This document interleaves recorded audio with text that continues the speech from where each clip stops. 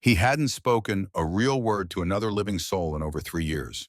Not since the morning he carried his wife out into the summer air and laid her beneath the white birch tree with his own 2 hands. Not since he sat on the porch that first night alone and realized the rocking chair made a different sound when only one person's weight was in it. Eli Garnett had made peace with the silence, with the cold side of the bed, with the meals that were only fuel, with the particular cruelty of a Montana dawn that kept arriving whether you wanted it to or not. He told himself he was fine. He told himself a man could live like that. Then one July morning, he rode out to check his east fence line and found the smoke. 7 bodies, 4 wagons burned to their axles. And beneath the wreckage of the last wagon, a woman barely breathing, one hand locked around a leather satchel like it was the last thing keeping her connected to the living world. He didn't know her name, didn't know where she'd come from, didn't know that the leather satchel contained documents that could destroy one of the most powerful men in America, or that this man had already paid to have her killed once and would pay again. Eli brought her home, and that single quiet decision made in the wreckage of a July afternoon would change everything. What he didn't know was this: the woman he pulled from the dust was not simply a survivor. She was a woman who had spent 22 years being told she was fragile, told she was difficult, told she was lucky to have a husband who tolerated her at all. A woman who had watched a man forge her dying father's signature and steal $400,000 and then smile across the dinner table and ask if she'd enjoyed her afternoon. She had taken the proof. She had run, and the man hunting her wasn't coming with a gun. He was coming with lawyers, with court orders, with a signed document from a paid judge that would put her behind locked doors and call it medical care.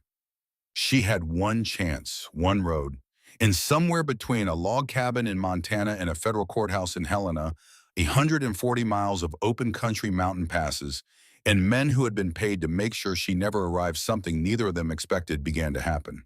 This is not a story about rescue. The man who found her in the wreckage never asked her to be saved. He handed her a rifle on the 5th day and said, "Squeeze, don't pull. There's a difference." He spread a map on the table and said, "You decide the route." He stood between her and a man with a court order and said nothing at all, just stood there steady as a fence post in a storm and let the other man figure out on his own that he wasn't moving. And she, this woman who had been told for 22 years that she needed to be managed, that she was too much, that the world was simply too complicated for her delicate, nervous constitution, she learned to fire a rifle in 5 days. She rode through mountain passes in the dark. She walked into a federal courtroom and said her own name loud enough for it to carry to the back wall, and did not look away from a single face in that room. This is a story about a woman who carried the truth across 1,000 miles of open country, and a man who had spent 3 years waiting who didn't know until a July morning that what he'd actually been waiting for was a reason to live. If this story stays with you, if it reminds you of someone you love or something you once carried alone for too long, please subscribe to our channel and stay until the very last word. Drop a comment below. Tell me the city you are watching from. I want to know how far this story travels. Now let's begin. Burn them if I don't make it. She rode through the mountains to bring down an empire. He hadn't spoken a real word to another living soul in over 3 years. Not since the morning he'd carried his wife's body out into the summer air and laid her beneath the white birch tree with dirt still under his fingernails. Eli Garnett had made peace with the silence, with the cold side of the bed, with the rocking chair that never creaked under anyone else's weight.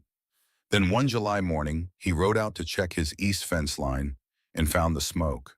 7 bodies, 4 wagons burning down to their axles, and a woman lying beneath a shattered wheel, barely breathing, one hand locked around a leather satchel like it was the last thing tethering her to the world.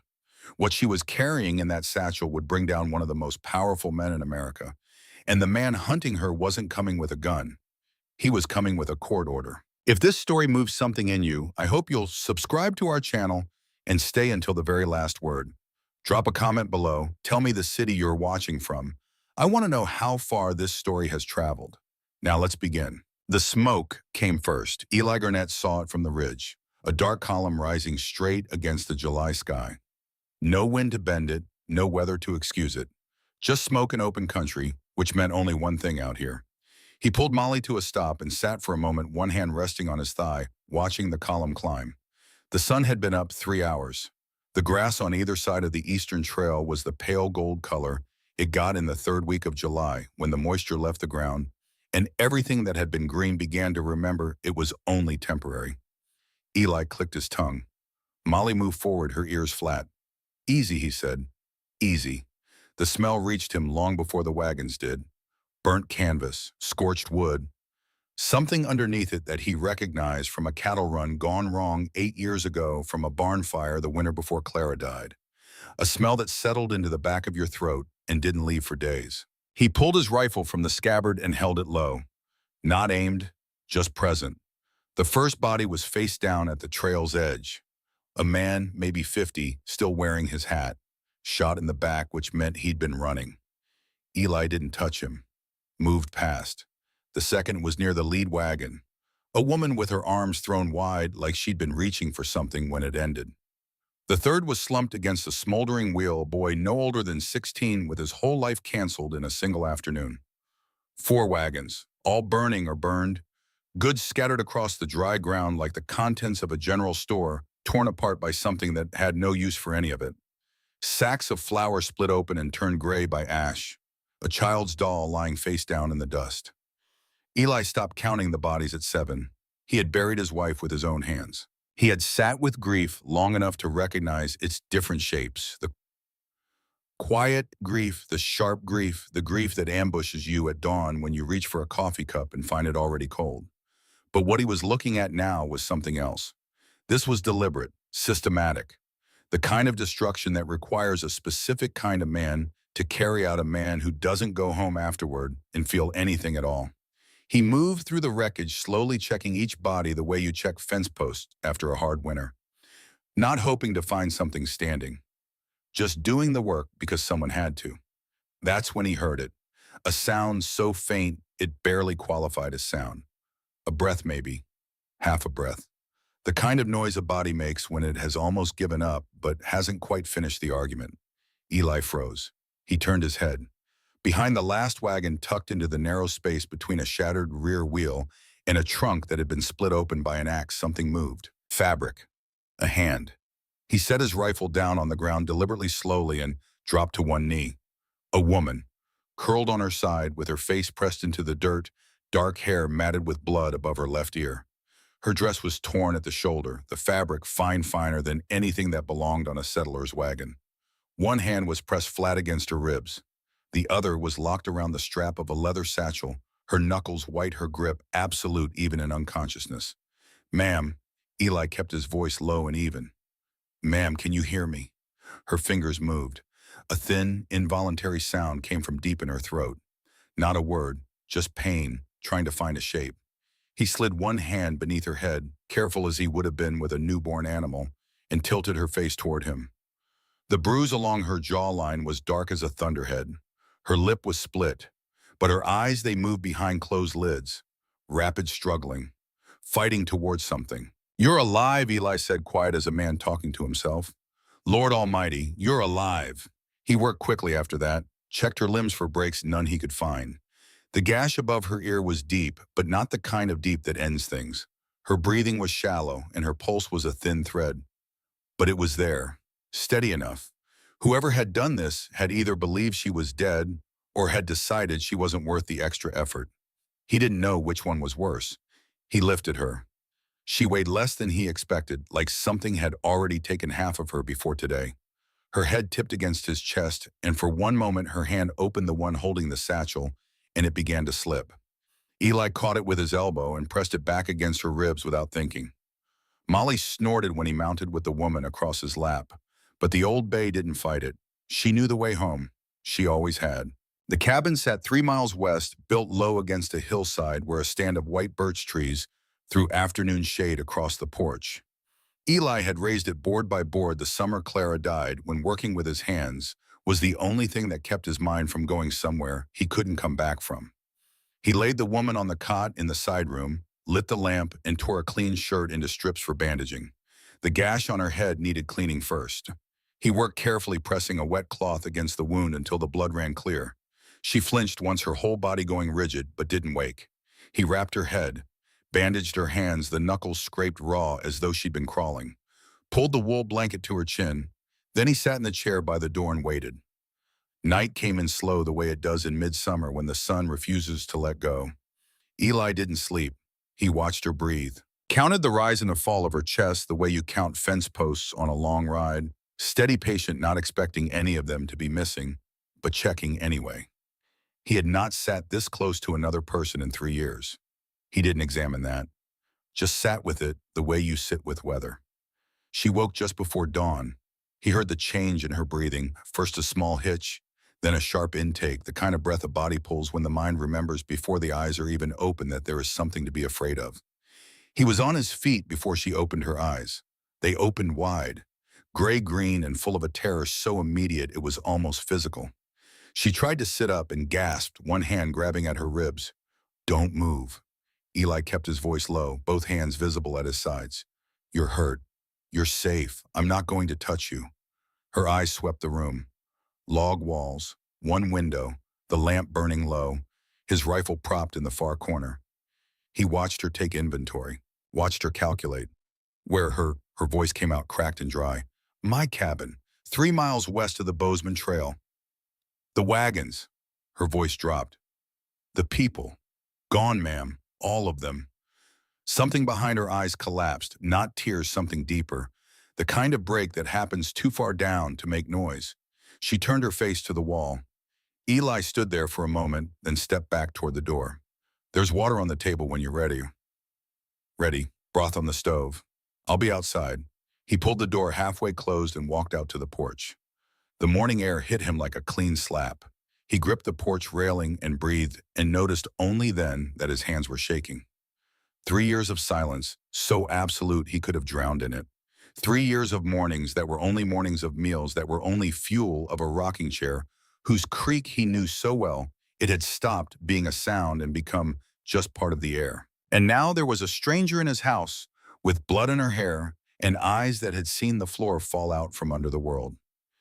He didn't know her name, didn't know where she'd come from or what had put her on that trail, but he knew he wasn't going to let her die. She didn't speak for 2 days. Eli didn't push. He brought broth the first morning. Cornbread the second, set the food on the table beside the cot and walked back out. Sometimes he heard her eating. Sometimes the bowl sat untouched. He didn't remark on either. It was on the second evening he was on the porch mending a bridle, the day cooling down around him, when the cabin door opened behind him. She stood in the doorway, wrapped in the wool blanket. Despite the heat, her face, pale jaw set. She gripped the doorframe as if she weren't entirely certain the ground would hold.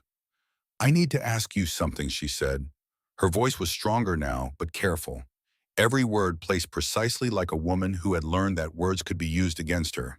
Eli set the bridle down. "Go ahead. Why did you bring me here? Because you were alive?" "That's not a reason. It's the only one I've got." She studied him. He could feel the weight of it, the way she looked at him like she was reading a contract, searching for the clause that would cost her. "You could have ridden to the nearest town. Sent someone else." "Could have," he said. "Didn't. Why?" He met her eyes and held them. "Because the last time someone I cared about needed help, I wasn't fast enough. And I've had 3 years to live with that." Something shifted in her face. The suspicion didn't leave, not entirely, but it moved to one side, just enough to let something else through, a recognition, maybe. The look of a person who understood what it meant to carry a failure that never stops weighing. She lowered herself onto the top porch step with the careful movements of someone navigating pain she had decided not to acknowledge. "Margaret," she said, after a long silence. "My name is Margaret Ashford. People called me Vivian once, a long time ago. I haven't been Vivian in quite a while. Eli Garnett." He picked up the bridle and gave his hand something to do. "You can be whatever name suits you. Doesn't matter to me." She almost smiled. "Almost. You live out here alone, I do. By choice," he considered that. "By what's left after choice runs out." Her fingers tightened on the edge of the blanket. Then quieter. "Your wife, Clara. 3 years ago, winter fever, took her in 11 days. I'm sorry, I appreciate that." He kept his eyes on the leather. "I had a husband too," she said. The word had came out sharp as a nail pulled from old wood. "He isn't dead. I wish he were." Eli didn't flinch, didn't look up, just kept his hands moving on the bridle and listened. Clifton Ashford, Boston. He owns 2 banks and a controlling interest in the Pacific Railroad Company. Her voice went flat, the voice of someone reading from a page they had memorized long ago. I married him when I was 22, because my father owed him money. When my father died, Clifton got everything. The house, the accounts, me. She paused. Down the hill, something in the dark pasture moved, one of the horses shifting. The crickets filled the silence. For 22 years, she continued, I lived in a house with 14 rooms and was not permitted to leave without being accompanied. Clifton told everyone I was delicate. Fragile nervous disposition, he called it. When I attempted to see a lawyer once, the man was disbarred within 6 weeks. Clifton has connections to the Bar Association in 3 states. Eli's jaw tightened. He said nothing. 6 months ago, I found papers in his private study. She looked down at her hands. Documents proving that Clifton had stolen my father's estate. Every cent of it. He forged my father's signature on the will and bribed the probate judge. My father built nearly $400,000 through 40 years of honest work in the textile trade. Clifton took it in one afternoon with a pen and a crooked man sitting across a desk. She paused again. I took those papers, I packed a single bag, and I got on a wagon train heading west under a name that wasn't mine. And the satchel, Eli said quietly. Her head came up fast. You looked inside it, no ma'am, but you held on to it even when you were unconscious. Figured it mattered. She watched him for a long moment, her chest rising and falling. Those papers, she said, are the only proof of what he did. If I lose them, I lose everything. And Clifton knows I have them. He's been looking for me since the night I left. The words hung in the warm air like smoke that wouldn't clear. You think he sent those men? Eli said it flat, not a question. I know he did. Her voice didn't waver. Clifton doesn't leave loose ends. He'll send more. Eli set the bridle down on the rail. He looked out toward the trail, the long, empty line of it running east toward a world he'd left behind. The sun was going down behind the hills, staining everything copper and rust. Then I reckon we better be ready, he said. She looked at him. You don't owe me anything. No, ma'am, I don't. Then why? He was quiet for a moment, because I spent 3 years sitting on this porch waiting for something I couldn't name. And I'm tired of waiting. She held his gaze. Something passed between them, not warmth, not yet. Something harder than that. The kind of recognition that only comes between people who have both looked at the bottom of something and found a way to keep standing. I can't pay you, she said. Didn't ask. I can't promise you won't be hurt. Didn't ask that either. She pulled the blanket tighter. Then her chin lifted slightly. You're either the bravest man I've ever met or the most foolish. Eli picked up the bridle again. Most days, ma'am, it's the same thing. That night, she ate everything he put in front of her. Cornbread, beans, a slice of salt pork. She ate the way a woman eats when she has decided to stop dying and hasn't yet told her body about the change in plans. Eli sat across the table with a piece of wood he was shaping into a new axe handle and let her eat in peace. The lamplight threw their shadows long against the log walls. After a while, she set down her fork and looked at him. How far is the nearest town, Redstone? About 8 miles north. Is there a sheriff? There's a man who wears a badge. Whether that makes him a sheriff depends on the day. Can he be trusted? He can be trusted to do whatever's easiest. Which means if your husband sends a man with money and a legal-looking piece of paper, Sheriff Crail will hand you over and sleep just fine. Her face hardened. Then we don't go to the sheriff. No, ma'am, we don't. I need to get those papers to someone who can use them.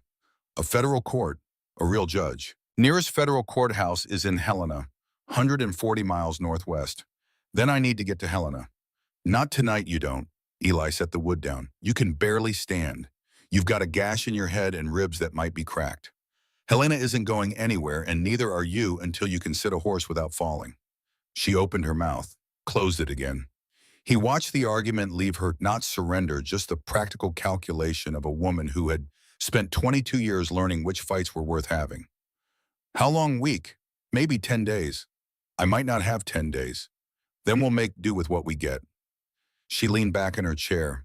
The exhaustion pulling at her face softened the lines there, and for a moment she looked every one of her 44 years, the silver at her temples, the fine creases at the corners of eyes that had been watching for trouble longer than they should have had to.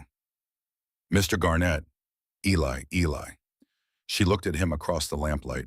Thank you for not asking me to justify myself, for not looking at me as though I'm something that needs to be managed. He met her eyes. You're not broken, ma'am. You're just bent from carrying too much by yourself. Her throat worked. She looked away fast. He stood, cleared the plates, moved toward the door. Side room's yours, locks on the inside. I sleep on the porch in warm weather. You don't have to watch over me, I know. Good night, Eli. He paused at the door. Night, Vivian. She looked up. He was already outside. Through the window, the Montana sky pressed down thick with stars, more than she had ever seen through the gas lamp yellow of a Boston night. She reached for the satchel beside the cot, opened it. The papers were there, creased, sweat-stained, but intact. Every letter, every forged signature, every transaction date that proved what Clifton had done. She closed the satchel and pressed it to her chest. Somewhere to the east, her husband was spending his money to erase her. And out on the porch, a quiet man with steady hands had decided, for reasons she couldn't quite parse, that she was worth keeping alive. That would have to be enough. For tonight, that would have to be enough. There was a box. Eli had not opened it in 3 years. It sat on the shelf above the wash basin behind a tin of axle grease and a coil of spare wire, small plane made of birch wood he had shaped himself.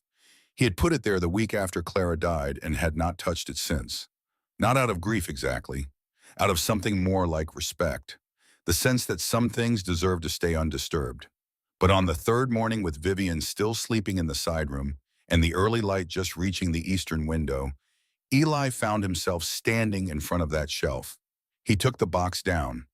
Inside were 4 letters. Clara's handwriting, small and careful, each letter formed with a precision that had always made him feel oddly ashamed of his own uneven scrawl. They were sealed, addressed to someone named Iris in a town in upstate New York he'd never heard of. He had not known Clara had a sister. He sat down at the table and looked at the envelopes for a long time. The fire in the stove had burned low. Outside, a meadowlark tried out its morning song, stopped, tried it again. He didn't open the letters, not yet, but he turned them over in his hands and thought about the woman he had been married to for 11 years, the woman he had believed he knew completely, every mood and habit and private joke, and he understood, sitting at that table in the early light, that there were rooms in Clara he had never been shown. He put the letters back in the box. He didn't put the box back on the shelf. On the 5th morning, Vivian walked out of the side room without the blanket. She wore the spare shirt Eli had left folded on the chair, too big, the sleeves rolled to her elbows, and her own skirt washed and dried, stiff on the fence rail. Her hair was pulled back. The bruise on her jaw had faded from black to a sick yellow-green. She stood in the kitchen doorway and watched him pour coffee. "I want to learn to shoot," she said. Eli didn't turn around. "You ever held a gun?" "No." "Then we start tomorrow. We start today." Her voice was quiet but absolute. He turned then and looked at her. She was gripping the door frame, not for balance, for something to hold on to while she said what needed saying. "Every day I stay here without knowing how to protect myself is a day I'm depending on you for something I should be able to do myself. I have spent 22 years depending on a man. I'm done." Eli set the coffee pot down, reached for his hat. "All right then." He took her behind the barn, where the ground sloped toward a dry creek bed, set 5 tin cans on the fence rail, handed her the Winchester. "Stock against your shoulder, firm. It's going to kick. I know it kicks. You said you'd never held one. I said I'd never held one. I didn't say I'd never watched." He almost smiled. "Squeeze the trigger. Don't pull." "There's a difference," she fired. The rifle slammed back and she stumbled, but she didn't drop it, didn't make a sound. The can didn't move. Again, Eli said. She fired again. Wide. 3rd shot clipped the fence post. 4th went into the dirt. 5th hit the can. It spun off the rail and clattered down into the dry creek bed. Vivian lowered the rifle. Her hands were trembling. Her shoulder was already bruising. He could see it in the way she held it slightly forward, protecting. Eli looked at her. "How's that feel?" She looked at him. And for the first time since he had pulled her out of the wreckage, there was something in her eyes that wasn't fear, wasn't grief, wasn't the cautious calculation of a woman who had learned to read every room before entering it. It was fire. "It feels," she said slowly, "like I should have done this 20 years ago." They practiced every morning after that. By the third day, she hit 3 of 5. By the fifth, she hit all of them.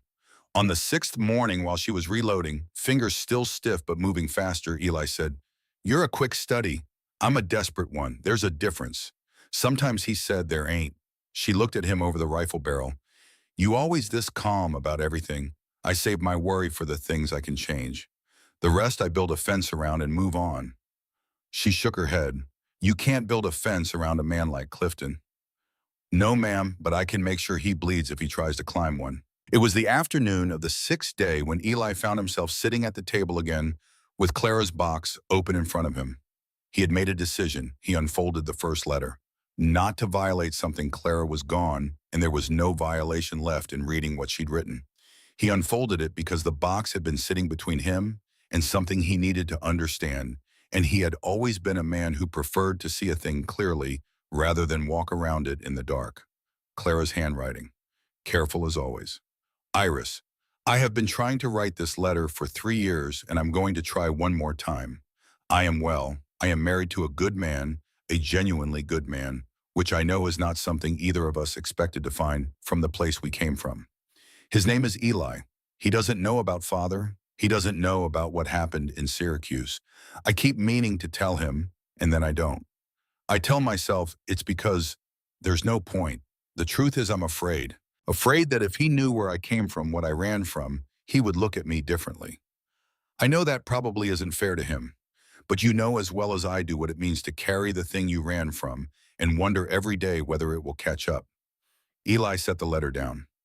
He sat there for a long time looking at the window at the light moving across the floor. Clara had run from something, had carried it for 11 years without once letting him see it. Not because she doubted him exactly, but because she had learned before she ever met him that safety was something you didn't count on. That showing a person the wound was the surest way to have it used against you. He thought of Vivian, the way she had watched him from the doorway on that first evening, reading every angle of the room, the way she'd held that satchel even while unconscious. Clara, he thought, you would have recognized her immediately.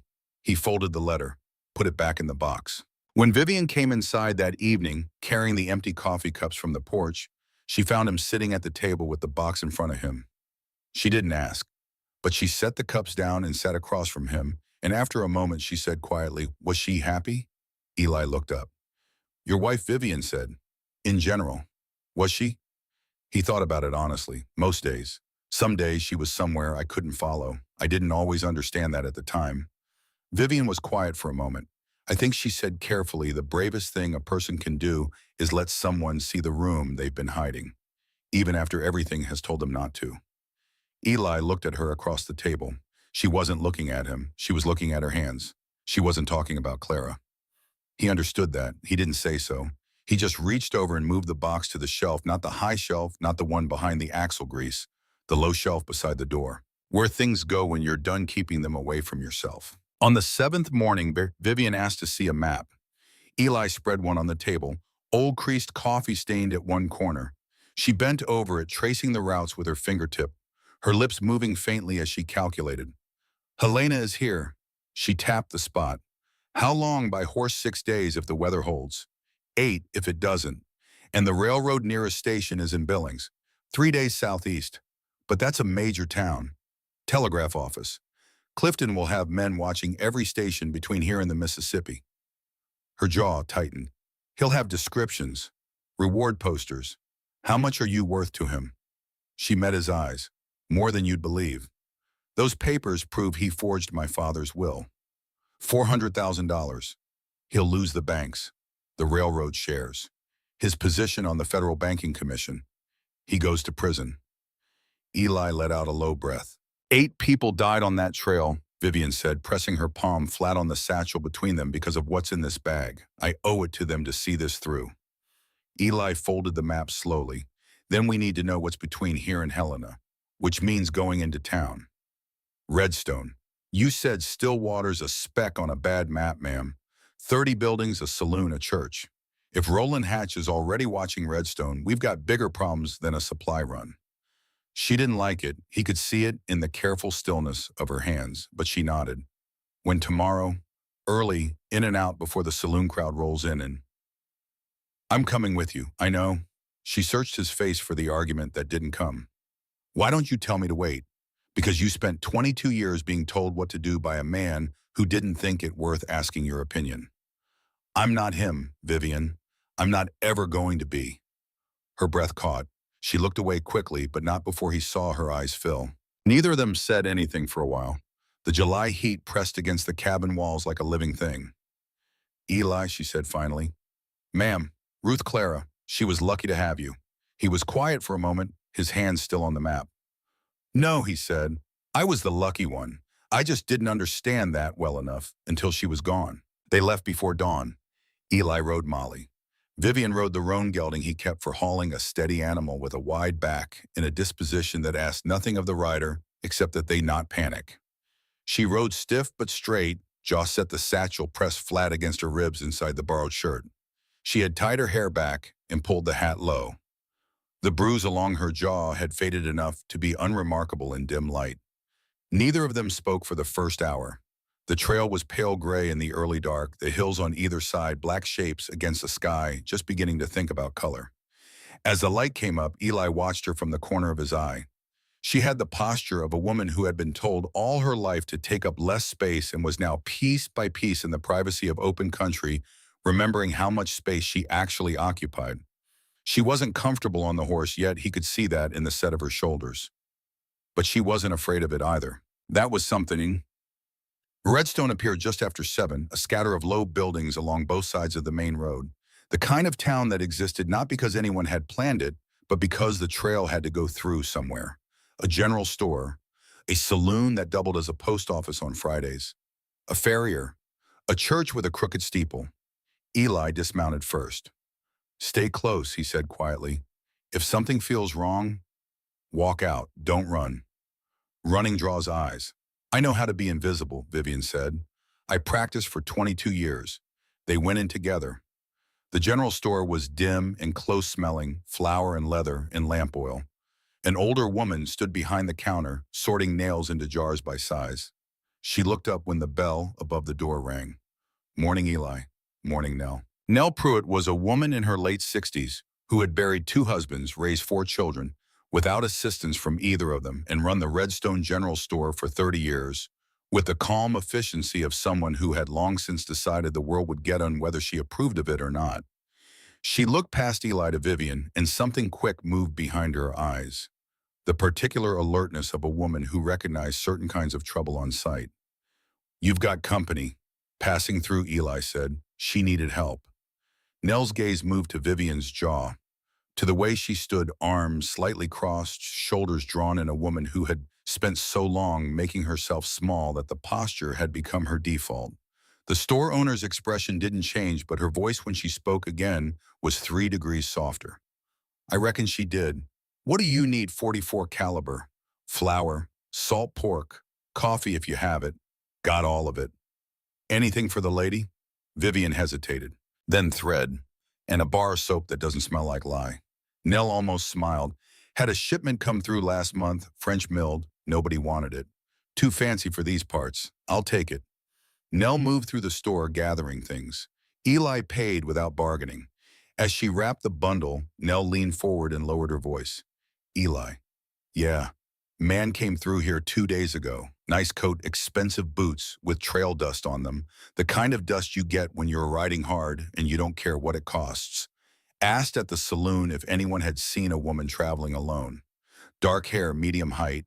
Said she was his wife. Said she was ill and he was trying to bring her home. Eli's hand went still on the counter. What did people tell him? Nobody told him anything because nobody knew anything. But he left a name at the saloon. Paid $10 for anyone who could send word. $10 is a lot of money for a sick wife. That's what I thought. What was the name? Hatch. Roland Hatch. Said he was a lawyer from Boston.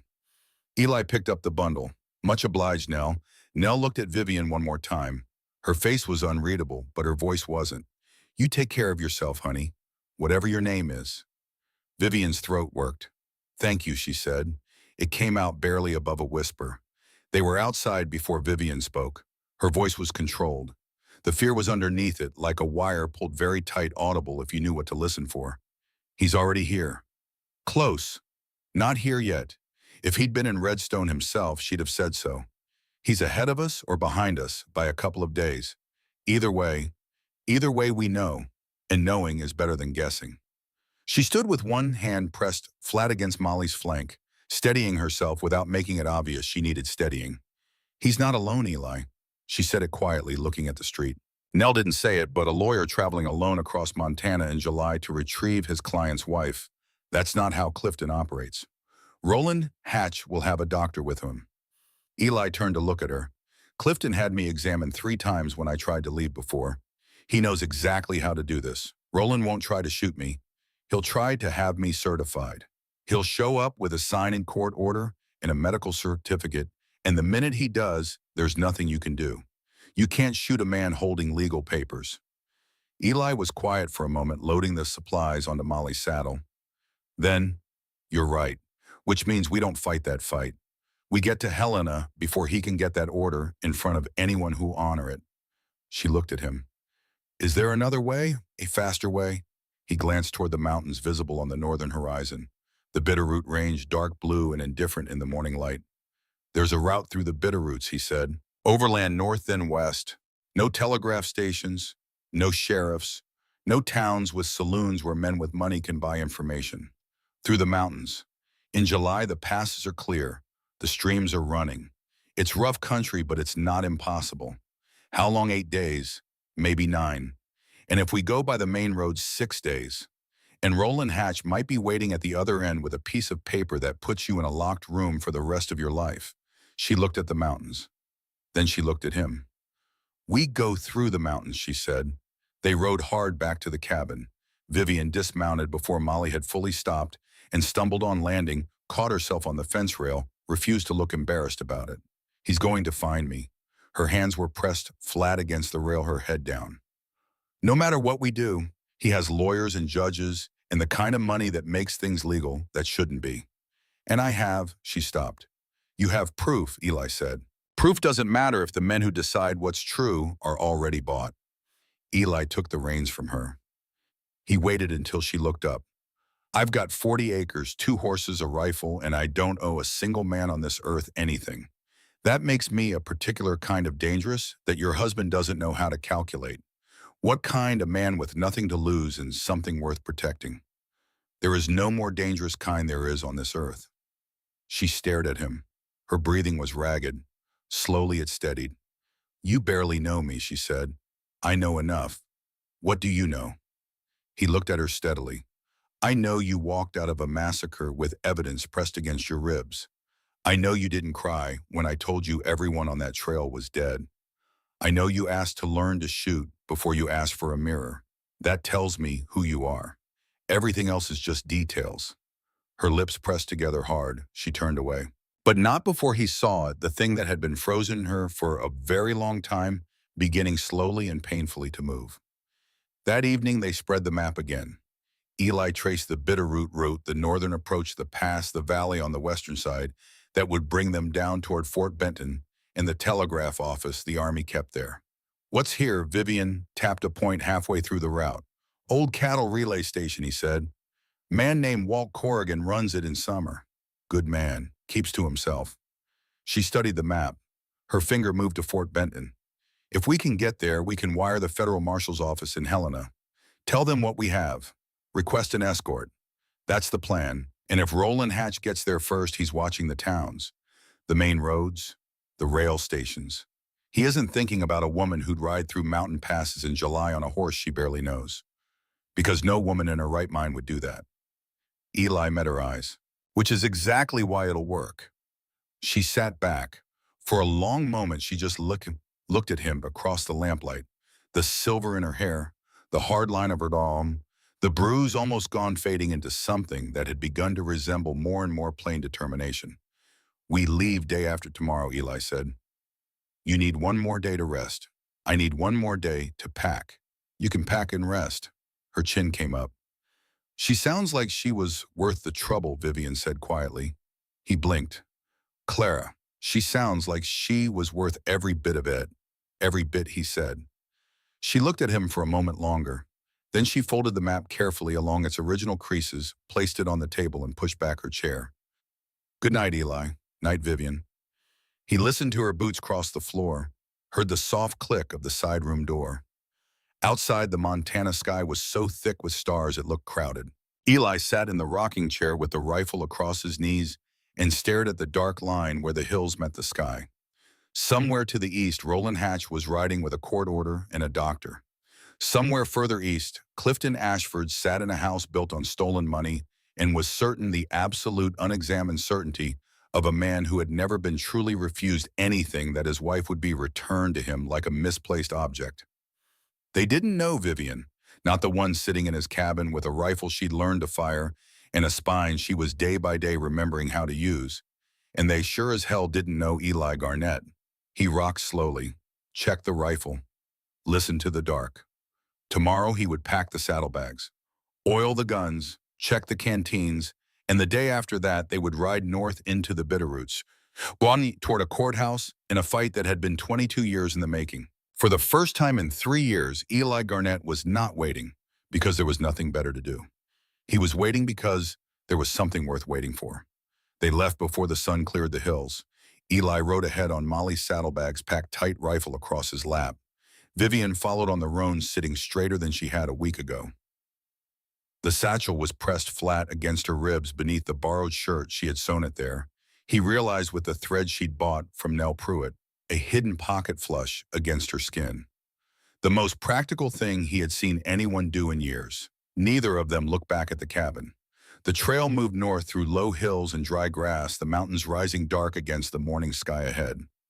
Eli kept his eyes on the ridgeline, scanning for movement, the way a man scans a fence line for breaks, automatic steady, never quite at rest. By mid-morning, the ground had shifted from dry grass to loose rock, and the foothills had begun to grow into something more serious.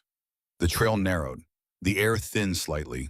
The horses worked harder, their breathing deeper, their footfalls more careful. Vivian pulled alongside him near noon. How far to the first pass, another day at this pace? We'll camp at the creek crossing tonight. She nodded. After a moment, if someone's following us, then we'll know before nightfall. Dust carries in this country, sound travels further. She didn't ask again. That was something he had noticed about her. She asked a question, once absorbed the answer, and didn't revisit it. It was the habit of a person who had learned not to need reassurance because reassurance was never reliably available. They reached the creek crossing late in the afternoon. The water was cold and clear, fed from snowmelt high in the Bitterroots. Eli watered the horses while Vivian refilled the canteens. She moved with a different efficiency now, less hesitation in each gesture. The Winchester stayed within arm's reach even when she knelt at the water's edge. "You're learning," he said. "I'm surviving. There's a difference. You keep saying that because people keep confusing the two." He handed her a strip of dried beef. She took it without thanks, not rudely, but because they had moved past the territory where small things required acknowledgement. That was something. That was trust, building itself up quietly without either of them naming what it was. They ate in silence. The horses drank. Somewhere upstream, a jay screamed at something it didn't like. Eli, yeah. She was looking at the water, chewing slowly. "What if the judge doesn't believe me?" He chewed. "What do you mean?" I'm a woman walking into a federal courthouse, accusing one of the wealthiest men in New England of fraud. Clifton has lawyers. He has the ear of half the senators in Massachusetts. He has a reputation built on 40 years of visible charity and careful friendship. She looked down. "I have a borrowed shirt and a face that still carries the evidence of what his men did to me. And Clifton will say I stole the papers. He'll say I'm unstable. He's done it before. When I tried to leave the first time 7 years ago, he had me examined by 3 physicians. 3. Every one of them concluded I was suffering from," she paused, "female nervous disorder, unfit to manage my own affairs." Eli set his food down. "Look at me." She did. "I don't know judges," he said. "I don't know how things work in courtrooms or in the kind of offices you're describing. I've spent my whole life outside all of that. But I know one thing that holds true whether you're in a Boston courthouse or a Montana pasture. What's that? A man who has to lie to keep what he's got doesn't own it. He's borrowing. And the bill always comes due." She held his gaze. Her eyes were wet, but her jaw didn't move. "What if it doesn't come due fast enough? Then we make sure it does. She wiped her eyes with the back of her hand, quick, almost impatient, as if anger at the tears was the cleaner emotion to work with. I haven't cried this much in 20 years. Maybe that's why it needs to come out. She was quiet a moment. Then Clara really was lucky. He stood, brushed the dirt from his knees. We should move. I want to make the tree line before dark. They rode 2 more hours, the trail climbing in switchbacks through scrub pine and loose shale. The horses breathed hard. Vivian gripped the saddle horn when the trail narrowed, but she didn't slow down and she didn't complain. It was nearly dusk when Eli pulled Molly to a halt. He sat motionless, head slightly cocked. Vivian stopped behind him. What is it? He held up one hand. The sound was faint, intermittent, the way sounds get when they're bouncing off rock faces and arriving from a direction that isn't quite the direction they came from. But he'd been in this country long enough to read terrain with his ears the way some men read a book. Horses, he said. Behind us. Maybe 2 miles. Her face went still. How many 2? Maybe 3. She didn't ask whether it was Hatch. She already knew there was no way to know. What she asked was, how far to the pass? Half a mile, maybe less. But there's no moon tonight. Then we move. He looked at her. We push through in the dark, she said. Get over the pass tonight instead of waiting for morning. Whatever's behind us, I'd rather be on the other side of it. He studied her for a moment. The roan is steady. Stay behind me, stay close. If the trail narrows to ledge, don't look down. Watch Molly's tail and let the roan find his footing. I'm not thinking about the drop. What are you thinking about? She looked at him steadily. I'm thinking about what I'm going to say to Clifton's face when they drag him into a courtroom. Good. Keep thinking about that. They rode hard up the remaining switchbacks, the horses' hooves striking bright sparks off the shale in the growing dark. The air cooled fast as they climbed. Vivian's knuckles went white on the reins, but her posture stayed level. Her weight distributed the way he had told her, forward and loose, not clutching the saddle. The trail narrowed to ledgework near the top, rock wall to the left, open air to the right. Eli felt Molly's hindquarters tighten beneath him as the edge came close, but she was a veteran of worse than this, and she found her way. Just watch Molly's tail, he said without looking back. Where she goes, your roan goes. Don't think about anything else. I'm not, Vivian said. Her voice was steady. They reached the pass just as the last fragment of light left the sky. The ground leveled out to a flat saddle between 2 ridges.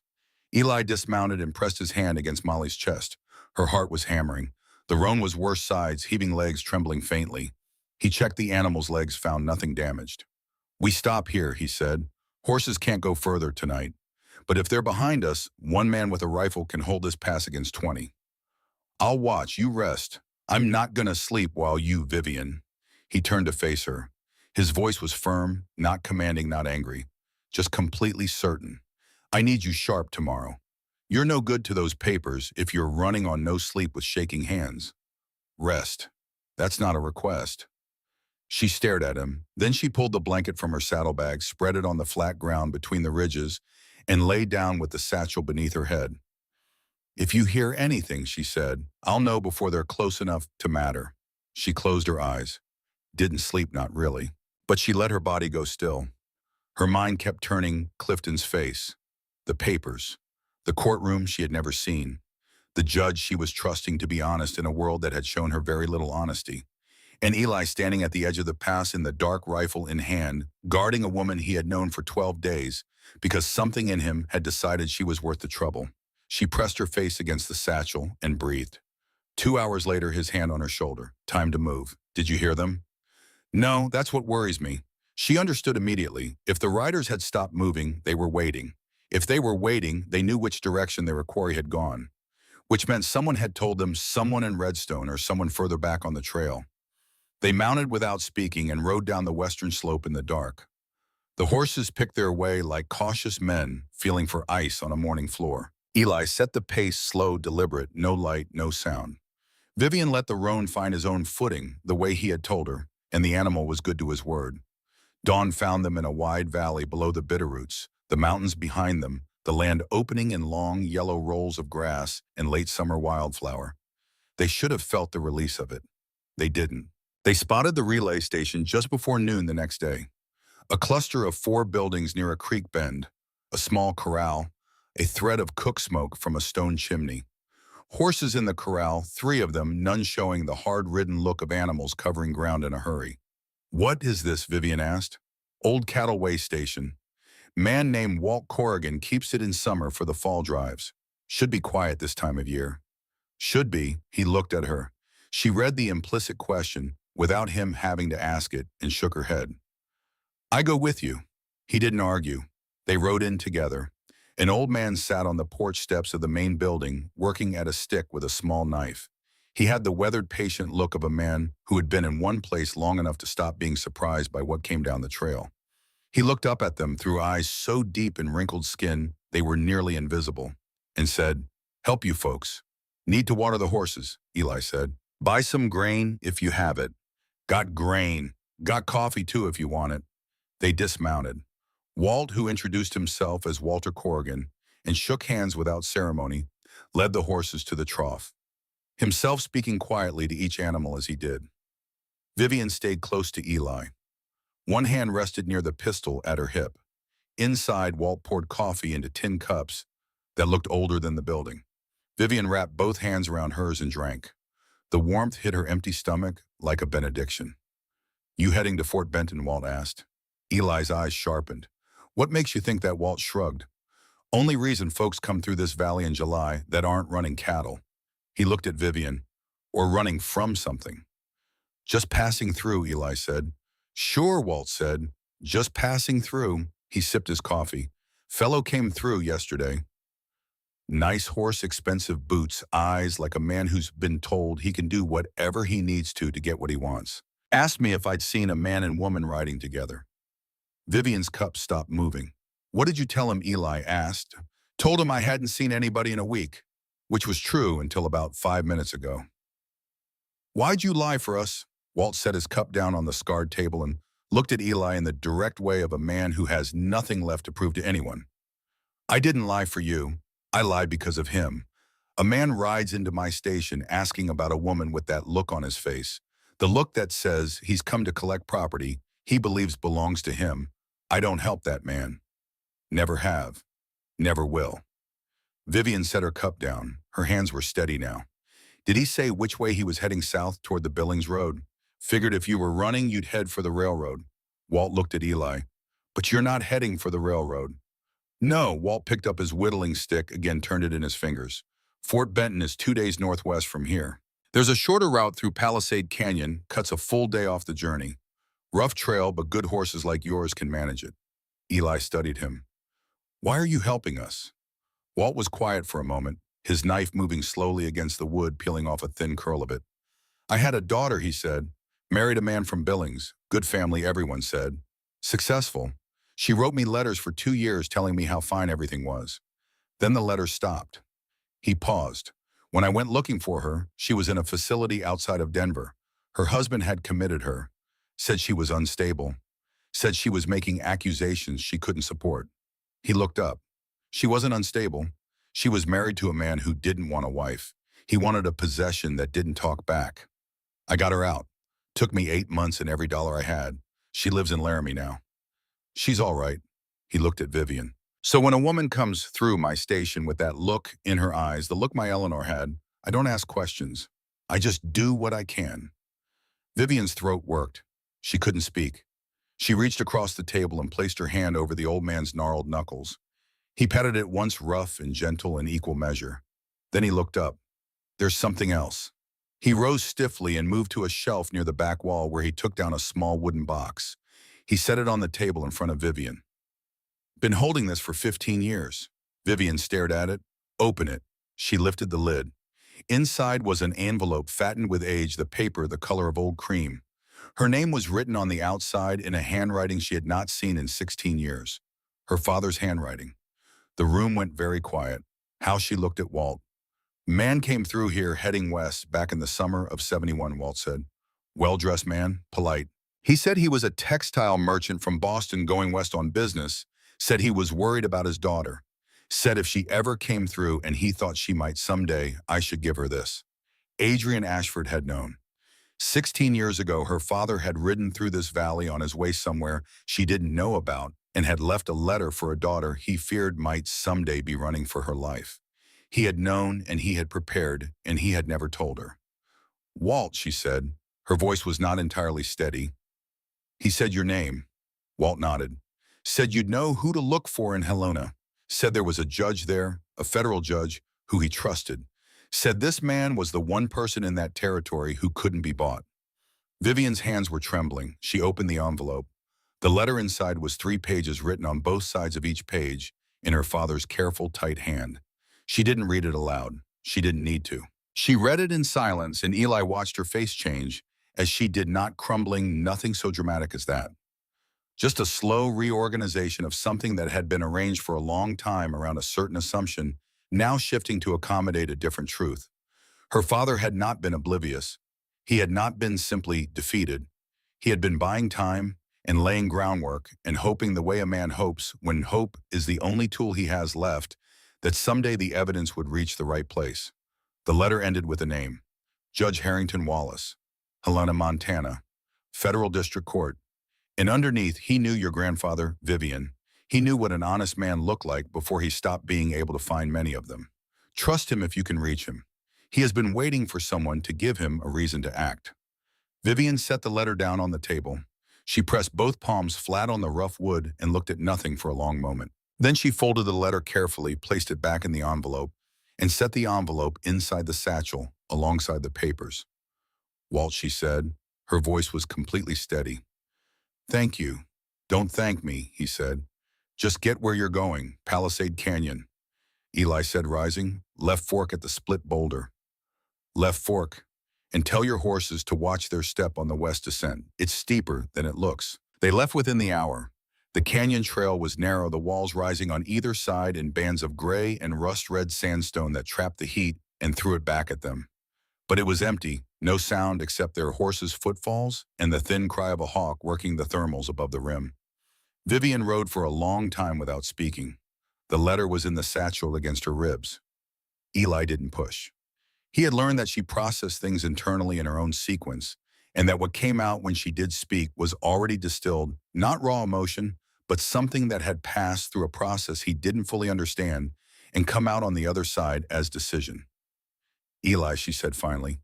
"Yeah, that's exactly what Clifton threatened."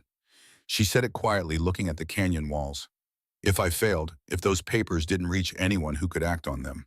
He told me the year I tried to leave, the first time he sat across from me at our dining room table, and told me very calmly that he had already spoken to Dr. Emmett in Cambridge and that a private facility had been identified in Connecticut. He said he would describe it as a rest cure. He said I would be comfortable." Eli said nothing. "He said it the way you'd tell a dog it was going to the farm." She paused, not angry, not threatening, just informing me of what would happen the way you'd inform someone of the weather. Eli kept his eyes on the trail ahead. The canyon curved left and the afternoon light shifted, going golden and long. "You're not going to end up in a place like that," he said. "You can't promise that." "No, but I can promise you something else." "What?" "That no matter what happens between here and Helena, I will not let you end up somewhere behind a locked door while a man with a title tells you who you are. Not while I'm drawing breath." She rode in silence for a long while, then quiet enough that he almost didn't catch it. "I believe you." The canyon walls began to drop away. The late light poured in. They were through. They camped at the canyon's mouth that evening. Eli built a fire low and small enough to heat coffee and warm their hands as the mountain air went cold. Vivian sat across from him, the satchel in her lap, the Colt at her knee. The firelight caught the silver in her hair. She looked like herself in a way that she hadn't, he thought, the day he'd brought her home, not because she was more certain, but because she was less defended. Less of her energy was going toward keeping herself braced for impact. "Tell me about Clara," she said. He looked at her. She met his eyes. "I want to know," she said. "Not because I'm comparing or measuring something. I want to know the woman who made you into the man sitting across from me." Eli poured coffee, took a slow sip, set the cup on the ground between his boots. "Clara was the first person who ever looked at me and saw something worth keeping," he said. "I was a ranch hand when I met her, working someone else's cattle for $30 a month and a bunk. She was teaching school in Bozeman. Read more books in a year than I've read in my whole life. She could have married a doctor, a lawyer, anyone who could have given her a proper house, and a name that meant something. But she chose you. She chose me. And for 11 years, I tried every day to be worth that. Some days I was. Some days I wasn't. How did you know? He was quiet for a long time. She got sick once, he said. Bad winter cold that became something worse. I sat beside her for 4 days. Didn't eat, didn't sleep. On the third night, she opened her eyes and said, Eli Garnett, if you die of starvation sitting next to me, I will never forgive you. He looked into the fire, and I laughed. First time I'd laughed in 4 days. And I thought, that's it. That's the whole of it. Someone who can make you laugh when you are most afraid. That's what love is. Vivian looked at the fire for a moment. I found letters, he said. She looked up. After she died, on the shelf, letters she'd written to a sister I didn't know she had. She'd never mailed them. He turned the coffee cup in his hands. She'd never told me about her family, about where she came from. There were things she'd run from before we met, things she'd decided I didn't need to know. She thought. He paused. She thought that if I knew, I wouldn't look at her the same way. Vivian was very still. It didn't make me love her less, he said. It made me understand something I'd missed the whole 11 years. That she'd been protecting herself, not from me, from what she'd learned before she found me. Vivian looked at the fire. Edmund never made me laugh, she said. Not once in 22 years. Then he never deserved a single day of you. She looked at him. Something moved across her face, not the slow, careful thawing that had been happening for days. Something faster. Something that frightened her. He could see it. She looked away. Don't, she said, more to herself than to him. Don't what? Don't be this kind to me. Not now.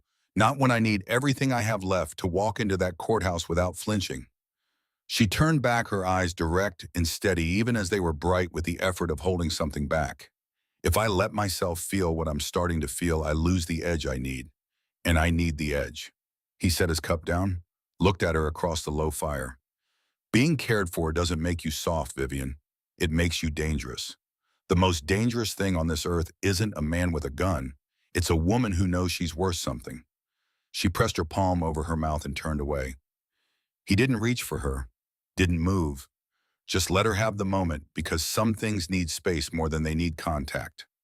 When she turned back, her eyes were clear and her voice was iron. We ride at first light. Yes, ma'am. And when we get to Fort Benton, I'm sending that wire myself. Wouldn't have it any other way. And Caleb, she stopped. Eli, yeah, when this is finished.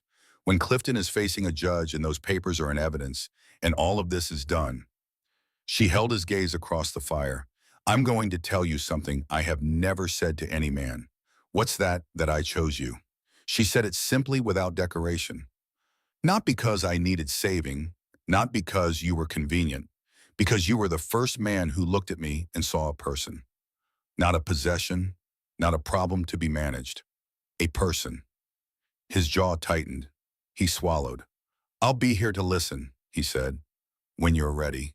I know you will. She lay down with the satchel beneath her head and the Colt in her hand. That's why. The fire burned to coals. Eli sat with the rifle and watched the canyon mouth. The stars came out thick and cold, the bitter roots black against them to the east. A wolf howled somewhere high on the ridgeline, long and thin, the sound carrying down through the dark valley like something looking for an answer.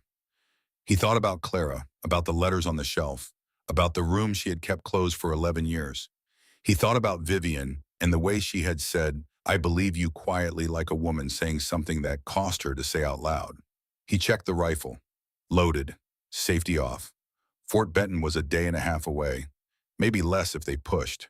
And somewhere behind them, Roland Hatch was riding with a doctor and a piece of paper and the full force of Clifton Ashford's money behind him, following a trail he didn't yet know, had been away from where he expected it to go. Eli shifted his weight, settled in. Let him come. He would be ready. They smelled Fort Benton before they saw it. Wood smoke and horse manure and the particular human smell of a place where people gathered behind walls and called it civilization. Vivian straightened in the saddle as the stockade came into view across the plain, lower than she had imagined, and more modest, but with the squared corners and the flag above the gate that meant someone inside answered to an authority that Clifton Ashford's money couldn't reach. Not directly, anyway. That's it, she asked. That's it. Eli kept his eyes on the approach, the ridge line, the tree line to the north. It isn't Washington, but it has a telegraph that reaches Helena and men with rifles who answer to the federal government, not to your husband's accountant. What if the commanding officer doesn't believe me? He turned to face her. Vivian, you've ridden 9 days through mountain passes with cracked ribs and a bag full of evidence that could take down one of the most powerful men in the country. You've learned to shoot, to sleep on the ground, to trust someone you had every reason not to trust. If you can do all of that, you can walk through a gate and ask a man to let you send a telegram. Her lips pressed together, then released. All right, she said. All right. They rode toward the gate. A corporal met them 20 yards out. Young rifle at his shoulder, the bored alertness of a man who had checked 100 riders through and expected this to be like all the others. His eyes moved from Eli to Vivian to the rifles on both saddles, and the bored look was replaced by something more professional. State your business. Name's Eli Garnett. I have a 40-acre claim west of the Bozeman Trail. This woman needs to send a wire to the federal marshal's office in Helena. It concerns a criminal matter. What kind of criminal matter? The kind that involves fraud, forgery, bribery of a federal judge, and 8 dead civilians on the Bozeman Trail 3 weeks ago. That changed the quality of the silence. The corporal lowered his rifle a fraction. Wait here, he backed toward the gate and disappeared inside. Vivian's roan shifted beneath her. She stroked his neck, but her hand was trembling. Breathe, Eli said. I am breathing. You're holding your breath and calling it breathing. That's not the same thing. She exhaled hard, almost laughed. The corporal returned with an officer, Captain Devereaux, 50s, thick mustache, gone gray at the corners, the walk of a man who had been in a saddle before he'd been behind a desk. He looked at Eli the way officers look at civilians briefly, and with the assessment already mostly complete. My corporal tells me you have a matter of some significance, he said. I found 8 bodies on the Bozeman Trail 3 weeks back. Wagon party, burned and shot, 1 survivor. He nodded toward Vivian. Devereaux looked at her. Really looked the way the careful man looks when he's deciding whether to take something seriously. Ma'am, you were with that wagon train I was. You have knowledge of who was responsible. I have more than knowledge, Captain. I have the reason they were attacked. Devereaux studied her for one more beat. Then, come inside. His office was spare and functional, a desk, 2 chairs, a territorial map pinned to the wall with so many pins in it that it looked more like a target than a reference document. He sat behind the desk, folded his hands and said, Talk. Vivian sat across from him. She didn't fidget, didn't hedge. She set the satchel on the desk and opened it. My name is Margaret Vivian Ashford. My husband is Clifton Ashford of Boston, founder of First Commonwealth Bank and the Pacific Trust Company. 14 years ago, he forged my father's will and stole an estate valued at $400,000. These documents prove it. She laid the papers out one at a time, the way a surgeon places instruments, deliberate, precise, each one in its place. The forged will, the genuine will signed 2 weeks earlier. Bank transfer receipts, letters between Clifton and the probate judge, a letter from the judge acknowledging the payment. Devereaux leaned forward. He read the first page. His jaw tightened. He read the second. His eyes moved faster. Where did you obtain these? From my husband's private study. The night I left Boston, I traveled under a false name. He knew I had them. He knew what they meant. He hired men to stop me before I could reach anyone with the authority to act on them. 8 people died on that trail because they happened to be traveling in the same direction I was. She kept her voice level, flat, the kind of flatness that comes from pressing emotion below the point where it can surface. Devereaux set the papers down. He looked at her, then at Eli. You can corroborate any of this. I can corroborate the bodies, Eli said. Buried what the storm left. The site is 2 days south of my claim, east of the Bozeman Trail. Send a patrol and they'll find what's left of the wagons. I found Mrs. Ashford beneath one of them. Devereaux turned back to Vivian. These are serious accusations against a man of considerable standing. I'm aware. She met his eyes without blinking. If I send that wire, it becomes a federal matter. There will be an investigation. My husband will hire the best lawyers in the country to discredit me. They'll say I'm unstable. They've been saying it for 20 years. It didn't make it true then and it won't make it true now, but I want you to know something, Captain. She paused. My father left me a name in a letter I received 3 days ago, a judge in Helena, Judge Harrington Wallace Federal District. He told me this man was the one person he trusted to act honestly on what I'm bringing him. Devereaux's expression didn't change, but something behind it did. You know the name, Vivian said? I know of him.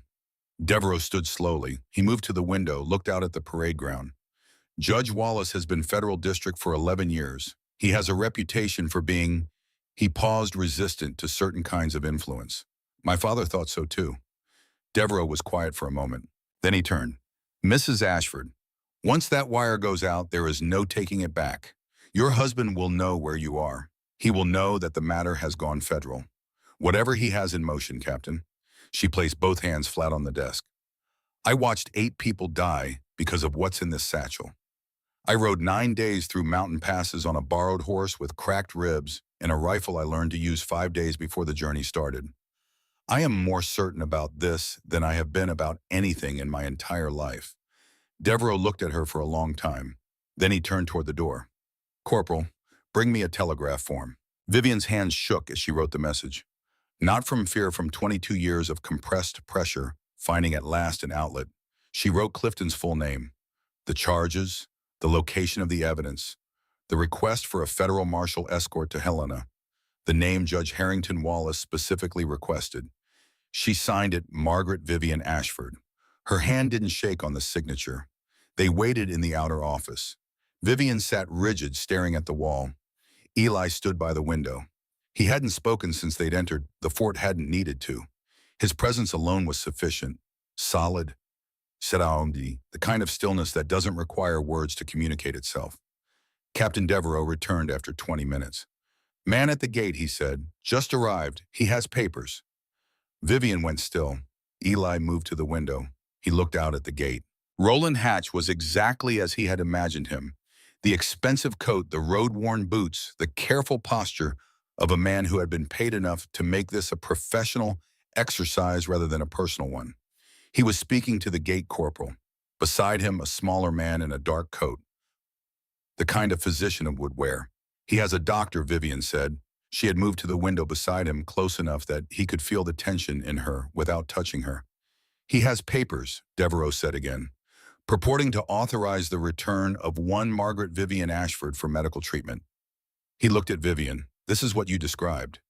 Yes. She didn't look away from the gate. Can he? This is a United States Army fort. He doesn't have authority here. But Eli was already moving toward the door. I'm going to speak to him, he said. Devereaux started to object. Eli was already outside. He crossed the parade ground and came up to the gate from the inside. The corporal stepped aside. Eli stopped at the threshold and looked at Roland Hatch. Hatch was a man in his 50s, well-maintained and with the smooth face and flat eyes of someone who had spent a long career delivering bad news on behalf of people with money. He held the papers in his hand, the way a man holds a winning hand of cards, visible, confident, waiting to lay them down. Mr. Garnett, Hatch said. His voice was pleasant, measured. I wonder if I might speak to my client's wife. She's not available. These papers were signed by Judge Harold Fenton of Massachusetts. Eli kept his voice conversational. You'll want to check on that judge before you put too much weight on anything he's signed lately. I understand there's a federal inquiry into certain of his rulings, specifically rulings connected to probate proceedings in Suffolk County. Specifically a case involving the estate of one Adrian Ashford Sr. Hatch's expression didn't change, but his hand tightened fractionally on the papers. I don't know what you think I don't think, Eli said. I'm just noting that a man who rides 900 miles to collect a woman under a court order, signed by a judge currently under federal investigation, might want to consider whether that order will survive contact with a federal marshal's review. He paused. Your client's wife has already sent a wire to the federal marshal's office in Helena. You're welcome to wait here and see what comes back. A silence. Hatch looked at Eli for a long moment.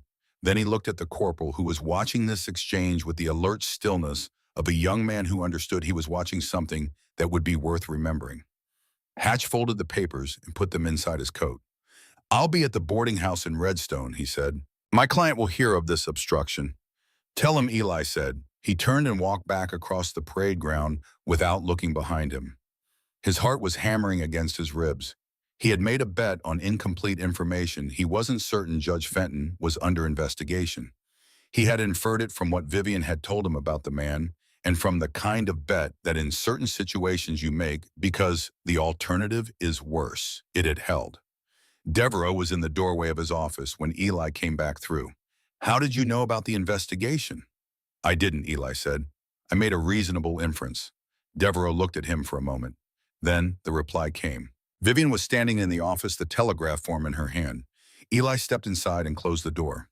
She looked up. The paper was shaking slightly. "Marshal's office, Helena," she said.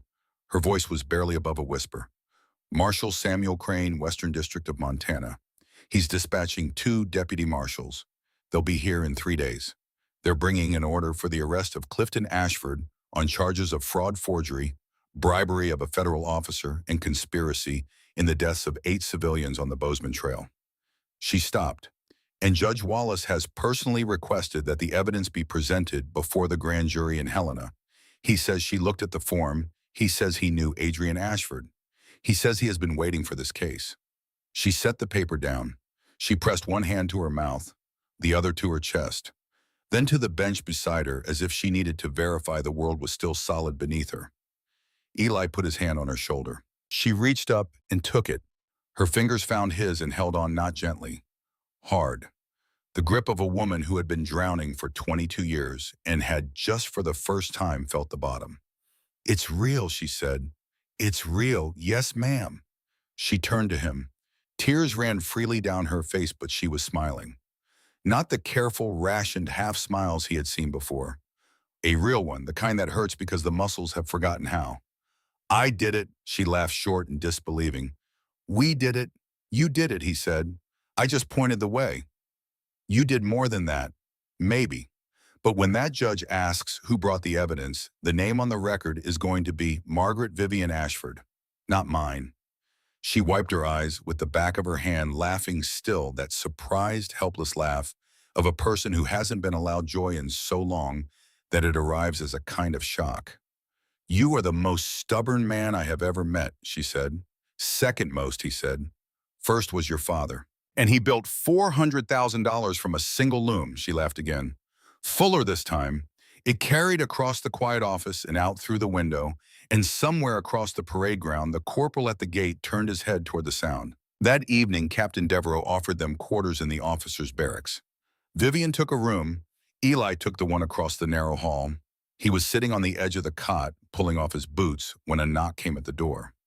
Vivian stood in the hallway in a clean dress someone had found for her, plain dark cotton. Nothing elaborate, but she wore it the way she wore everything now, like armor. Like a woman who understood that the way you carry yourself is the first and most enduring argument you make. "I can't sleep," she said. "Me either." She leaned against the doorframe. "I keep thinking about what happens if the marshals don't come. If something goes wrong, if Clifton finds a way to... The marshals are coming. You don't... The marshals are coming, Vivian. And when they get here, you're going to hand them those papers and say your name and watch a 22-year lie finally crack open. And I will be standing right next to you when it does." She was quiet for a moment. "I've spent my entire life being told I was too much trouble," she said. "Too difficult, too emotional, too everything. You're exactly enough.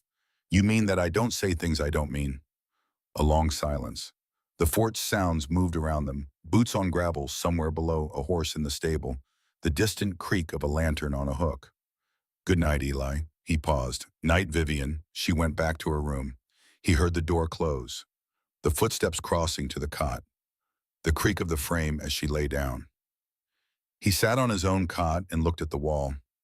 3 weeks ago, he had been a dead man sitting on a porch, waiting for a season he hadn't been able to name. Now he was in an army fort in Montana, waiting for federal marshals to arrive with an arrest warrant for a man who had believed until very recently that he was entirely untouchable. He should have been frightened. He wasn't. He lay down and closed his eyes. For the first time since Clara Eli Garnett slept clean through the night. Across the hall, Vivian lay with the satchel on the pillow beside her. She traced the worn strap with her fingertip. "Papa," she said softly to the dark. "I'm almost there." She closed her eyes, both hands unclenched. For the first time in 22 years, Margaret Vivian Ashford slept with her fists open. The marshals arrived on the third morning, exactly as Devereaux had said they would.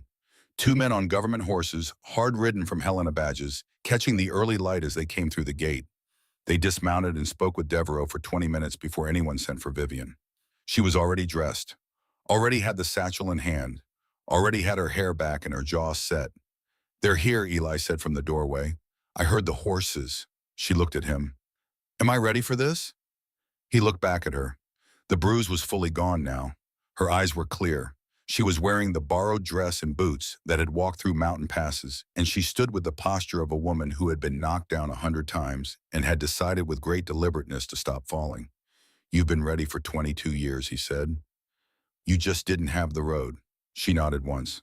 They walked across the parade ground, together, not touching, not speaking, but close enough that their shoulders nearly grazed with every step.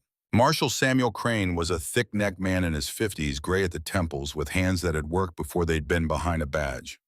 Deputy Lyle Moss was younger, lean-faced, with the quiet attentiveness of a man who listened first and spoke carefully. Crane stood when Vivian entered. He didn't offer his hand. He just looked at her, measured direct, and said, "Mrs. Ashford." "Margaret," she said, "or Vivian, not Mrs. Ashford. I haven't been his wife in anything but law for longer than I can remember." A pause, then, "Ma'am, we've received your wire and Captain Devereaux's summary. I need to hear it from you directly." Vivian sat down, set the satchel on the desk, opened it. "Where would you like me to begin the beginning?" She told them everything. Not the way she had told Eli in fragments over campfires, piece by piece across the days. She told it the way a woman tells a story she has been rehearsing in her mind for 2 decades, waiting for someone with the authority to sit still and hear it. She told them about her father, Adrian Ashford Sr., self-made a man who had started with a single loom in a rented room in Lowell, Massachusetts, and built a textile business that had taken 40 years of quiet, determined, unspectacular work. She told them how he had loved her, how he had been proud of her, how he had also, in the end, not been able to protect her from the debt he owed Clifton Ashford. She told them about the marriage, how it had tightened around her gradually, the way a knot tightens when pulled slowly, so you don't quite notice each individual degree until one day you realize you can no longer move. How Clifton had controlled the money first, then the friendships, then the movements, then the language she used to describe her own experience. How she had stopped receiving invitations because he replied to them on her behalf. How the house with 14 rooms had become a very polished cage. She told them about her father's death, the will that had left everything to Clifton, the signature she had recognized as wrong, not because she was suspicious, but because she had watched her father sign 1,000 documents and knew the particular tremor of his hand, the way it hesitated on the H in Ashford, the way it never formed a clean loop on the final D. The will had none of those things. It was competent. It was nearly right. But it wasn't her father's hand. Crane's pen had stopped moving. She told him about the lawyers. The first one, a man named Prescott in Cambridge, who had been disbarred within a month of their meeting. The second, a letter to a judge intercepted. The doctors who had arrived that same night, 3 of them, and examined her for 2 hours and told her she was suffering from nervous instability and female hysteria. She told them about finding the papers. About the night she had taken them from Clifton's private study, a room she was not permitted to enter, and packed a single bag, and put on a plain dress and walked out of a house she had lived in for 22 years without looking back. Then she pulled the papers from the satchel one at a time and laid them on the desk. Crane picked up the 2 wills, held them side by side. His eyes moved between them. The tremor, Vivian said, "It's absent from the forged will. My father had a palsy in his last years. Everyone in his circle knew it. Edmund Clifton knew, but he was too confident in his own competence to imitate it correctly." Crane set the papers down. He looked at Deputy Moss, then at Vivian. "You're aware this is going to be contested," he said. "Clifton will hire every lawyer between here and Washington. He'll attack your credibility. Your medical history, I know." She met his eyes. "They've been calling me unstable for 22 years. It didn't make it true then." "And there's one more thing," Crane said. He reached into his coat. "Roland Hatch was detained by a patrol south of here yesterday. He was carrying a court order for your involuntary commitment to the Massachusetts Hospital for Mental Disorders." He paused. The order was signed by Judge Harold Fenton. Vivian's hand flattened on the desk. Fenton, she said, the same Judge Clifton paid to probate my father's will. Crane looked at her steadily. Then you understand why this is significant. We've already initiated an inquiry into Judge Fenton's rulings. If the inquiry confirms what these documents suggest, we're looking at bribery of a federal judge, which moves this case into an entirely different category of prosecution. Good, Vivian said. He studied her. You'll need to testify in person before a grand jury in Helena. Your husband will have counsel present. They will attempt to discredit you in ways that may be... He paused, uncomfortable. I have been waiting 22 years for someone to ask me to say this out loud in a room where it matters. She folded her hands on the desk. I am prepared. One more thing. She waited. There's a letter, Crane said. He produced a sealed envelope. Found in Hatch's possession when he was detained. Hatch said he had retrieved it from Ashford's private study before leaving Boston. It was among a packet of documents your husband asked him to bring along as supporting evidence of your instability. He set the envelope on the desk. It's in Clifton Ashford's handwriting, addressed to a woman in New York City. Hatch claims he didn't read it. We did. He looked at Vivian. Open it. She broke the seal. The letter was 8 pages. Clifton's handwriting controlled elegant, the hand of a man who wrote for effect. She read the first page, the second. On the third page, her breathing changed, not dramatically, but Eli, standing by the door, saw the subtle shift in her shoulders, the particular stillness of a person absorbing something that rewrites what they thought they knew. She set the letter on the desk without finishing it. He wrote it to his mistress, she said. Her voice was entirely flat. He was explaining how he'd done it. The will, the judge, the probate commission. He named amounts and dates and every person he'd paid. She paused. He was proud of it. Crane's jaw tightened. He kept it, she said. He kept a letter confessing everything because he has always believed that no one would ever find it. Because he has always believed he was the smartest man in any room he walked into. She looked at Crane. Clifton Ashford has been borrowing what he stole, she said.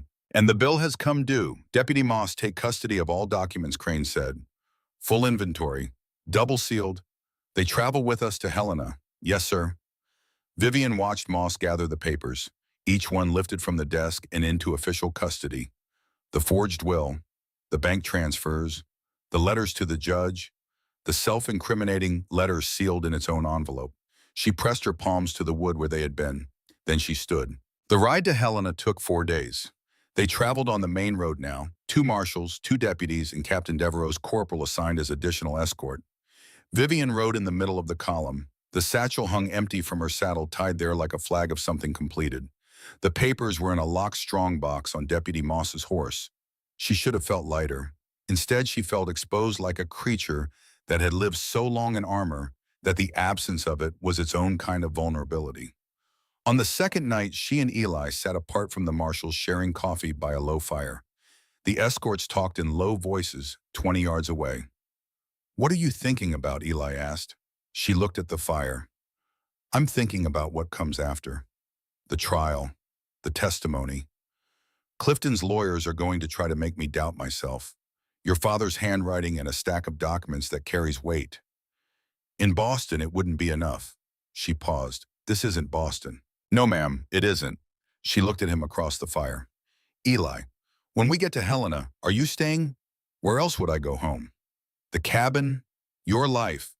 You didn't agree to months of lawyers and courtrooms, and I agreed the minute I pulled you out of that wreckage.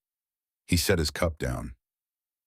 That was survival. This is the same thing, just in a different room. I'm not leaving Vivian. Not when they call you to testify, not when his lawyers try to make you doubt yourself. I'll be sitting in that courtroom every day, and every time you look over, I'll be there. You haven't been alone since the day I found you. She pressed her hand over his on the ground between them. Clifton told me, she said quietly. On our 10th anniversary, he said, Margaret, no one will ever want you the way I do. You should be grateful. She looked at the fire. For 12 more years, I believed him. He turned his hand over and laced his fingers through hers.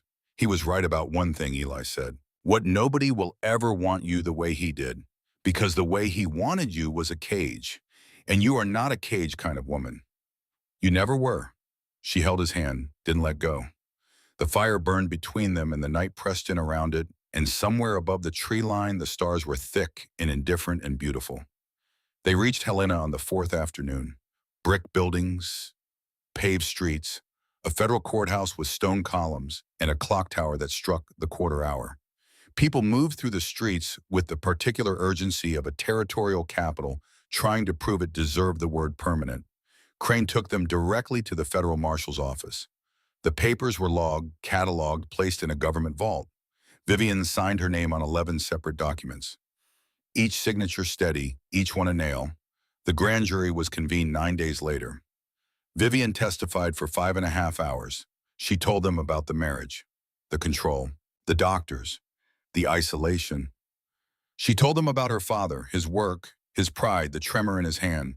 She told them about the forged will and the stolen money and the men on the wagon trail who had died because Clifton Ashford had decided that $400,000 was worth more than 8 human lives.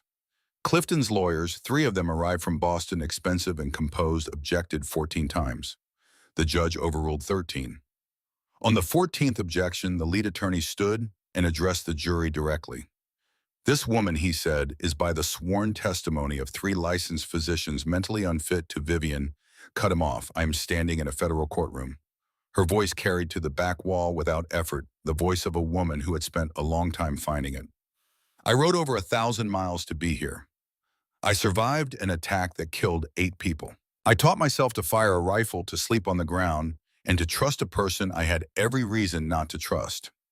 I carried evidence across mountain passes in July with cracked ribs and a borrowed horse. She paused. If that is the behavior of an unfit woman, then I respectfully suggest this court reconsider the definition. The room went still. Judge Wallace, 62, gray-bearded, with the patient eyes of a man who had been waiting a long time for a particular kind of case, looked at the lead attorney. Sit down, counsel, he said. The attorney sat down. The grand jury returned an indictment in 3 hours and 40 minutes. Fraud, forgery, bribery of a federal officer, conspiracy to commit murder. Clifton Ashford was arrested at his home in Boston 11 days later. Pulled from his private study, the same room where Vivian had found the papers that had started all of this, by 2 federal agents who had no interest in his connections or his composure. On the night the indictment came down, Vivian sat alone in the small room at the Helena boarding house and wrote a letter to no one. She didn't address it, didn't date it. She sat at the narrow desk with a lamp burning low and wrote the way she had always written in her mind in the years when writing was something she did silently because there were no letters she was permitted to send. She wrote about the wagon trail, the name she had learned in 2 weeks of travel, a farmer from Illinois named Gerald, a young mother from Ohio named Anne, who had kept her daughter quiet during the long night crossings by singing in a voice so low it was barely distinguishable from breathing. People who had been kind to her without knowing who she was or why she was running. People who had died because they happened to be going the same direction she was. She wrote their names down. All 7 of them. Then she wrote, I will not forget you. What you gave me by your kindness, the ordinary human kindness of sharing a fire and passing the salt and not asking questions, I carried it through the mountains and into a federal courtroom and laid it on a desk. Your names are not in the indictment, but they are the reason I did not stop. She folded the letter and put it in the satchel, which was still empty of its original purpose and had not yet found its next one. Then she went to the window and looked out at Helena, the gas lamps, the brick buildings, the clock tower of the courthouse that still showed the time, even after dark, and she thought about what it meant to be a woman who had come this far and was still standing. She had not thought, when she walked out of the house in Boston, that she would be standing here. She had thought she would be caught within a week. She had thought the wagon train would get her as far as Missouri before someone recognized her. She had thought in her lowest moments that the only outcome available to her was the one Clifton had already designed. She had been wrong about all of it. Eli knocked on her door at 8 o'clock. She opened it. He was holding 2 cups of coffee, which he had apparently obtained from somewhere because he was that kind of man. She took a cup. Come in. He came in and sat in the single chair. She sat on the edge of the cot. They drank their coffee in the lamplight, with the sounds of Helena coming through the window, a horse on the cobblestones, a door opening and closing, someone laughing somewhere in the direction of the saloon district. "How are you?" he asked. She considered the question seriously the way she had learned to consider his questions because he asked them as though the answer genuinely mattered to him, which was still, after weeks of evidence, slightly startling to her. "I feel like I've been carrying something very heavy for a very long time," she said, "and I've just set it down. And now my hands don't know what to do. They'll figure it out." She looked at him. "Did you feel that after Clara?" He thought about it. "Yeah, for about a year. Everything I'd been doing to keep going, the building, the fence, the routine, it had been in service of not stopping. And when it was over, I had to find out what I was when I wasn't just surviving." "What were you?" He looked at the cup in his hands. "Lonely mostly." He paused. "And then gradually just a rancher. A man with 40 acres and a horse named Molly and better coffee than you'd expect." She smiled. "What will you be?" he asked. After all of this, she turned the question over. "I think," she said, "I am going to be a woman who has her father's name back, and her own, and a school in a small town in Montana named for both of them." She looked at him. "And a man across the coffee table who doesn't ask me to justify myself." Eli held her gaze. He set his cup down. Neither of them spoke for a moment. The lamp flickered. Outside, Helena kept moving. "Get some sleep," he said finally. "We leave for home in 2 days." "Home," she said. "It's a strange word. I haven't used it about any place in 22 years. You'll get used to it." She looked at the window. "I think I already have." He stood, took her empty cup, and moved to the door. "Eli." He stopped. "I want you to know something." She looked at him steadily. "Whatever happens in that courtroom, whatever Clifton's lawyers do, whatever the trial takes out of me, and it will take something, it always does, I want you to know that I walked into this knowing what it cost. And I would do it again. Every day of it." He stood in the doorway for a moment. "I know," he said. He closed the door. She listened to his boots in the hallway, heard the door of the opposite room open and close. She lay back on the cot with the empty satchel pressed to her chest. Her father had left a letter in a way station 15 years ago, trusting that someday the road would bring her to it. And the road had. Not by the route she'd imagined, not by any route she'd planned, by a route that had taken everything from her first and then piece by piece given her something better than what she'd lost. She closed her eyes. She slept. Vivian received the telegram at the boarding house in Helena where she had been staying. Caleb Eli was beside her when she read it. She read it once, folded it, put it in her pocket, walked outside and stood on the sidewalk and looked up at the August sky, the heat broken now, a hint of fall in the early mornings, the light gone gold before noon. "He's in custody," she said. "I know, it's done. The trial hasn't started yet." "The trial is a formality." She was very still. For the first time in 22 years, someone in authority looked at what Clifton did and called it what it was. She turned to Eli. "I want to go home." "Helena isn't." "Not Helena, home. Your cabin. I want to go back. The trial, I'll come back for every day of testimony. But right now, today, I need to stand somewhere that doesn't belong to anyone I'm afraid of. I need to cook something in a kitchen where nobody's watching me. I need to sit on a porch and not be waiting for what's coming up the road." He looked at her. The woman standing on that sidewalk in Helena was not the woman he had pulled out of the wreckage 7 weeks ago. That woman had been broken open, half dead, clinging to a bag of papers like something that had been stripped of everything except the one thing that mattered. This woman was standing straight in the August light, having just brought down one of the most powerful men in the country with nothing but the truth and the stubbornness to carry it far enough. "Let's go home," he said. They rode back in 5 days. No mountain passes this time. No hiding. The main road in daylight, stopping at way stations where people brought them coffee and grain for the horses and didn't ask too many questions. Vivian rode with her head up. The empty satchel was tied to her saddle like a flag. They reached the cabin on a Wednesday evening. The place looked the same in the fence, the barn, the white birch tree on the hill, the porch that faced west. Molly walked to the trough without guidance and drank like she was counting the miles. Vivian dismounted and stood in the yard looking at the cabin, then at Eli. "It's smaller than I remembered," she said. "Things look different when you're not running. Better or worse, just different." She walked to the porch, put her hand on the railing he had built, and ran her fingers along the worn wood the way you touch something you've been thinking about for a long time. Eli. He was at the foot of the steps. "I told you," she said, "at Fort Benton, That when this was over, I would tell you something I've never said to any man. I remember. I'm ready now. He stood still. The evening light was behind her soft and gold. She was standing at the top of the porch steps, and he was at the bottom, and there were exactly 3 steps between them. I love you, she said. Her voice was the steadiest he had ever heard it.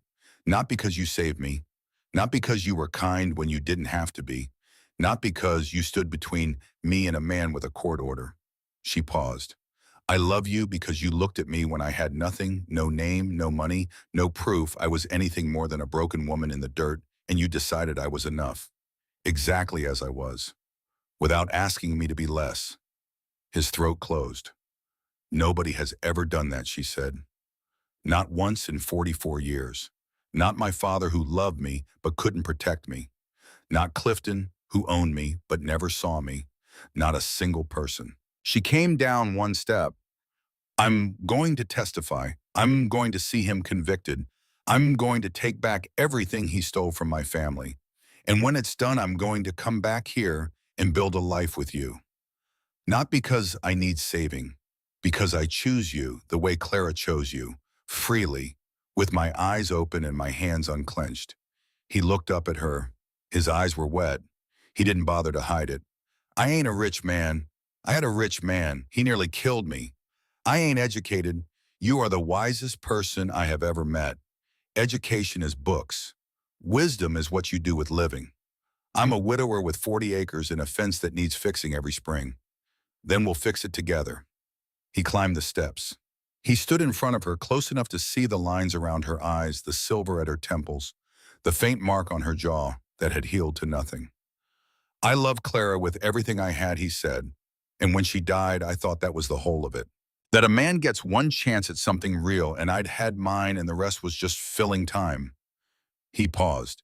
And now I think I was wrong. I think maybe it wasn't an ending. Maybe it was just the world going quiet between verses. She laughed. She surprised, the kind of laugh that happens when beauty arrives from an unexpected direction. That's the most beautiful thing you've ever said. Don't get used to it. I've got about 3 good sentences in me, and I think I just used the last one. She laughed again, fuller. It went out across the porch and down into the yard, and the birch trees caught it and held it a moment before letting it go. He took her face in both hands, rough palms calloused and certain. She put her hands over his and held them there. I love you, Vivian. I know, she said. I've known since Redstone, since you bought me a horse you didn't have to buy. I bought that horse because you needed one. You bought that horse because you wanted me to stay. He didn't deny it. She kissed him. Standing on the porch of a Montana cabin in the last amber light of an August evening, with nothing between them but the truth and the choice to stay. When she pulled back, she was crying. But it was different this time. These were the tears that come after the fight, after the fear, after the long road through mountains that shouldn't have been passable and country that had no patience for people who hesitated. The tears that mean you survived and the person standing in front of you is the reason you kept going. Marry me, she said. I was going to ask you that. I know, but I spent 22 years waiting for someone else to decide my life. She looked at him steadily. I'm done waiting, yes, he said. Vivian, 1,000 times yes. She pressed her forehead against his chest. He wrapped his arms around her and held on, not tight, just steady, the way you hold something you intend to keep.